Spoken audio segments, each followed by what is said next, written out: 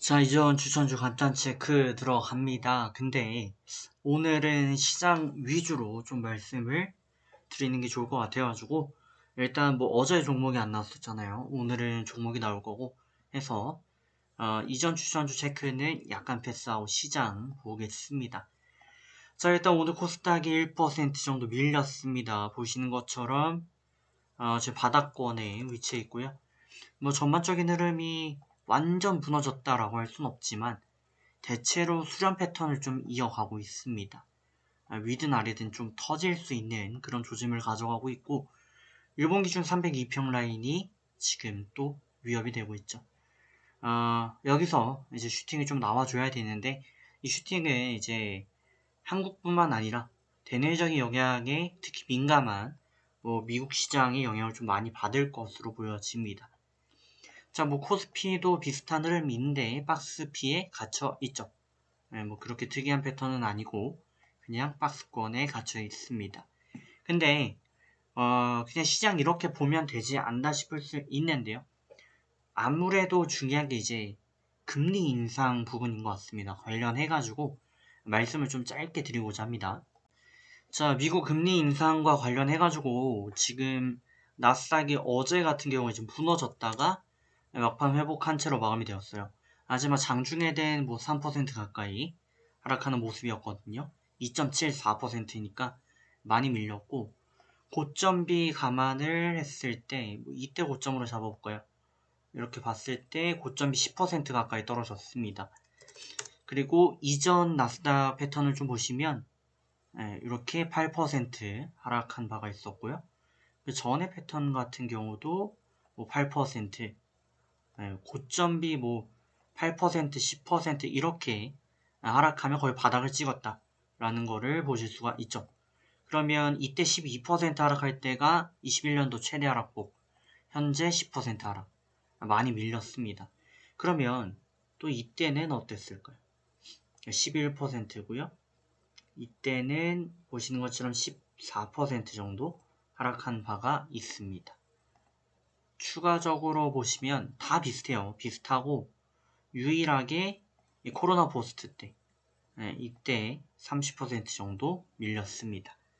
그러면 뭐 10에서 대략 저희가 예측을 해볼 수가 있죠.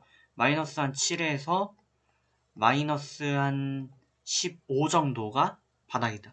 그러면 나스닥은 15에 수렴할수록 매수 찬스가 되겠죠. 자, 근데 나스닥이 왜 이번에 이렇게 많이 밀렸는가? 이 부분을 좀 저희가 체크를 해보면은 일단 간단합니다.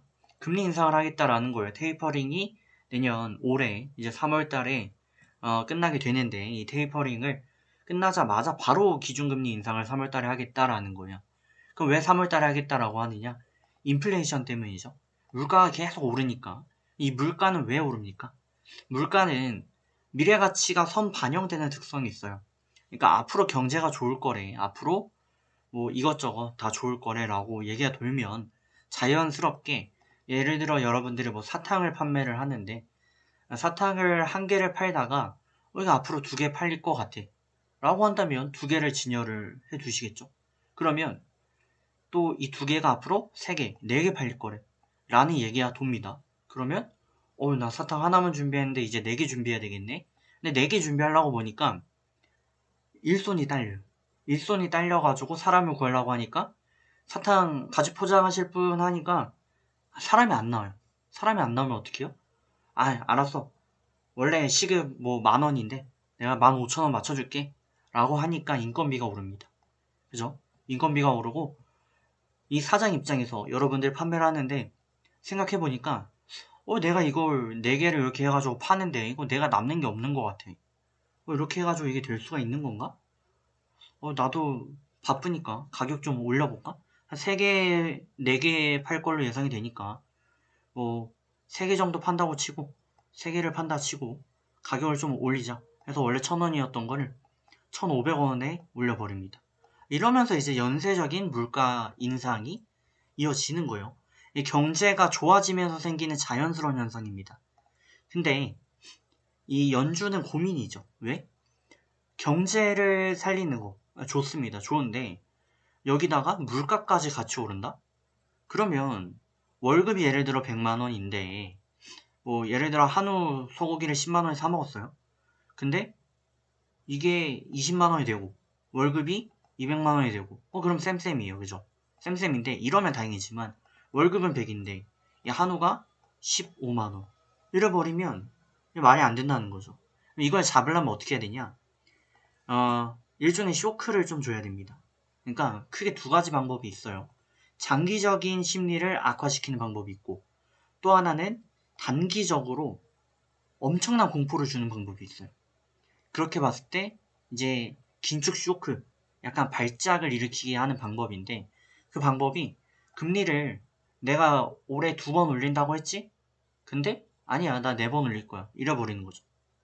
금리를 인상시킨다라는 거는 물가를 잡겠다라는 얘기지만 반대로 금리를 너무 많이 인상을 시켜버리면 투자가 돌질 않습니다. 그러면 자연스럽게 경기도 침체가 돼요.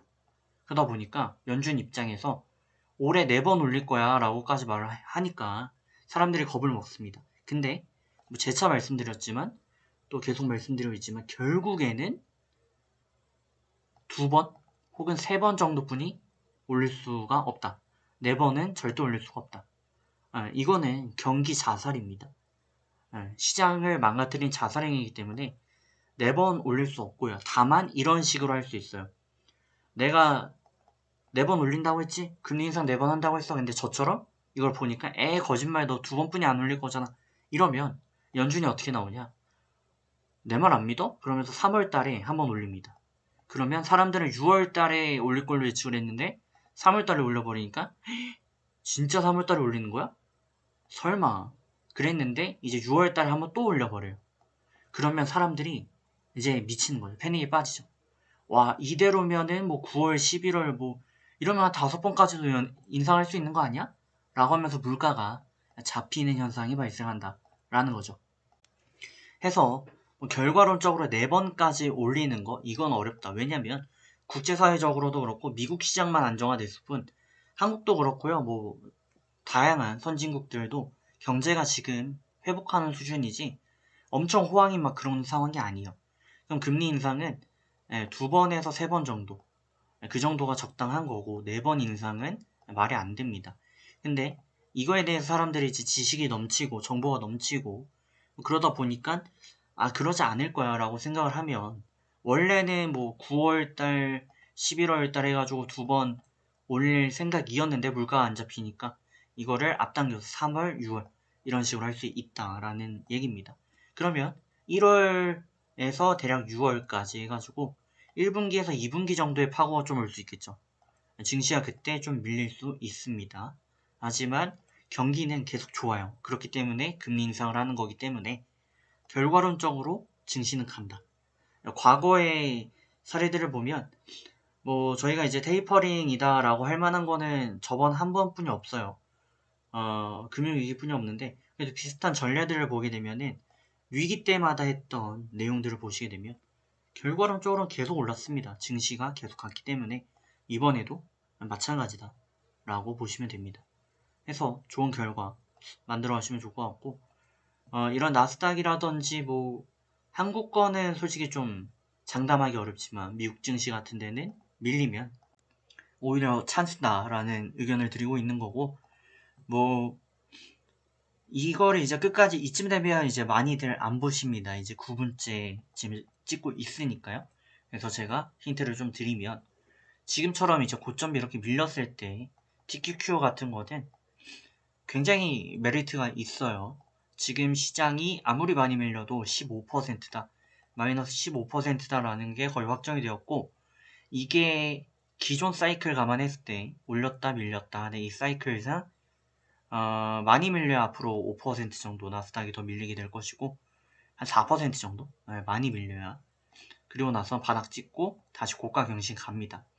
그리고 이제 실질적인 금리 인상 시즌이 다가오는 3월 가가지고 그때 발작이 나올 수 있겠죠. 근데 지금은 예고에 따른 발작이기 때문에 더 이상 폭락은 거의 없다. 그렇게 보시면 됩니다. 그래서 오히려 미국 주식 같은 경우는 밀리는 족족 들어가시는 게 맞고요. 만에 하나 3월 달쯤에 나스닥이 마이너스 30% 이 코스피 아니 저희 코로나 수준으로 이렇게 폭락을 하는 수준이 오면 그때는 올인 박으셔야 됩니다. 진짜 그때는 무조건 기회입니다. 많은 분들은 패닉이 빠질 거예요. 경제 성장이 안 될 거고 그때 보이는 관점으로는 시장이 굉장히 안 좋을 거고 부정적이고 금리 인상 계속할 거고 이러다 보면 빠질 거라고 생각을 하지만 오히려 그게 기회다. 과거 장기적인 차트를 보셔도요. 이 코로나 때를 제외하고는 뭐 그만큼 빠졌던 적이 없어요. 2018년도 이제 뭐 버핏 지수를 비롯해가지고 또 저희가 흔히 장단기 금리 차라고 하는데 그런 부분들까지도 굉장히 안 좋은 지표로 나왔던 때거든요. 금융 위기설이 돌던 때인데 그때 정도만 이렇게 좀 23% 정도 빠졌었고 뭐 코로나 때만 30%, 코로나 30%. 그 외에는 이렇게 빠진 적이 없어요. 한 번도 없어요. 장기적으로 보면 없습니다. 그래서 오히려 기회다. 뭐 2008년도까지 거슬러 올라가야 이때가 나옵니다. 그렇기 때문에 기회라고 생각을 하시면 됩니다. 좋은 결과 만들어 가시고 다음 시간에 뵙겠습니다.